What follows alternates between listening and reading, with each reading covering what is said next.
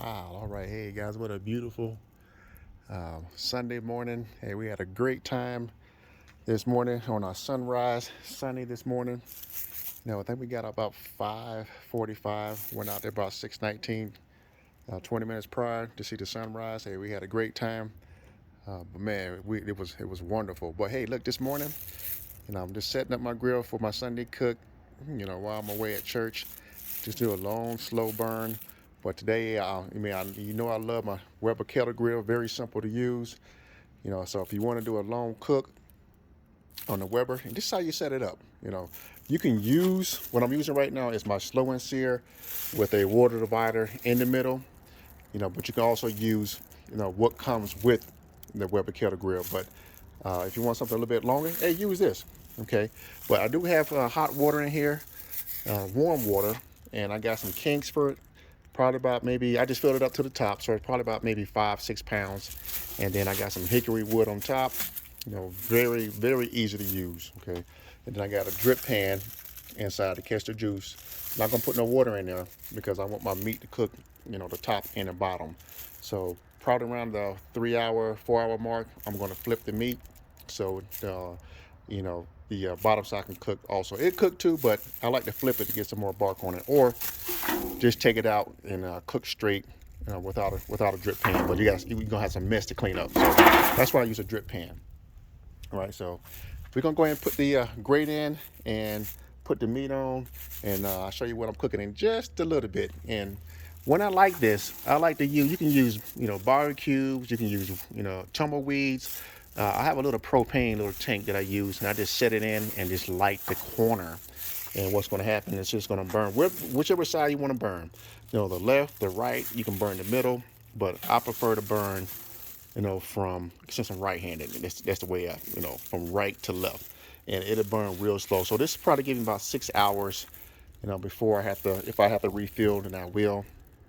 And then once I refuel, it's going to burn over, push all the stuff, push the rest of the residue over the charcoal, and just add some fresh charcoal, and then it'll burn the opposite direction. Okay, let's go ahead and put this grate in here. And this is oh, come on, baby. I like this grate too because it came with there. This came with the Weber Kettle grill, because you got two openings that you have right here that you can add charcoal, and I got one in the back also, and then you got this little circle piece that I really like. Okay, if I want to put in my, here you go. If I want to cook with my Vortex, which is a good option, just place it in the middle, put some charcoal. This is the medium size too, and then you're able to do chicken wings, however you want to do it, man. It's really good if you want to slow cook too. All right, let's put this back on. So this thing is very versatile, man. You put a rib rack in here if you want to, but I don't like to use the rib rack on this. I just place it right on the grate. Okay, so there you have it. So now I'm gonna put, guess what I'm using? This is old beef shoulder. Let's go ahead and put this on. All right, there we go. Grill's been cleaned, so we are good. Set it in just right. Now, I can put two of these in there, but I'm just gonna smoke one. Man, I can put two picnics in here, two butts. It's enough room for you can do that. So I'm gonna use my meter block to monitor throughout, the whole morning to the afternoon. But man, that's probably a good 15-pound piece of meat, beef shoulder. Let me take my glove off. Okay, and I'm gonna set this in just a minute, probably another hour or so. But when it's time for me to light, like you said before, you can use a weed burner. You can use tumbleweed, barbecues, but I'm just gonna use this. So you guys know what these are. You get it from Lowe's, and I usually just turn it on. Okay, now I'm gonna set it in right there. Okay, and I just let it about 2 minutes, and it'll get nice and hot. You can just leave it in, just like that.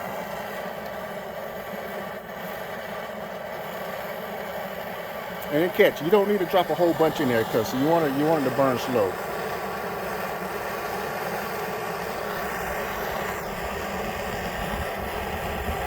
So me, I'll probably go about 2 minutes, and that's all she wrote. You know, and plus throughout the cook, you know, as the water starts to evaporate, just make sure you don't put in cold water. Put in hot water or some warm water from your faucet, and just pour it in there. But be careful because it will steam out. So while that's going, I'm gonna go ahead and set my bottom draft to open. Okay, fully open. So that's fully open, halfway open, and then that's fully closed. You know, but I usually sometimes I leave this fully open depending on the wind, and I usually just maintain my top draft so I can set in about 225 while I'm awake. So just a long, low and slow, because this kettle grill sets in fast, so you got to adjust it. So we're gonna leave it right there, and guess what? See that right there? That's enough, and it'll catch. If you want to put a little bit more in there, you can. I'll probably come back out and just double check.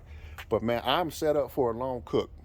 So, and then as that's coming up the temp, I got the thermometer over the hot coals, and then I mainly control my temperatures by this.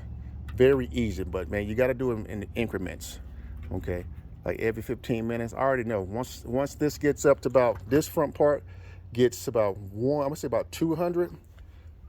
I'm just gonna go ahead and set it down right there, and it's gonna creep up, and that'll hold, man, for hours. At 225 to 235. All right, but I'm gonna leave it wide open for right now until it builds up to my temperature. You can see it's already smoking. Smoke's already come out, so just leave it alone. Some people like to bring their kettle grill up the temp, but I just put my meat on and I'll let it come up naturally slow. All right, guys, got to go. Blessings to you, and we'll talk to you later.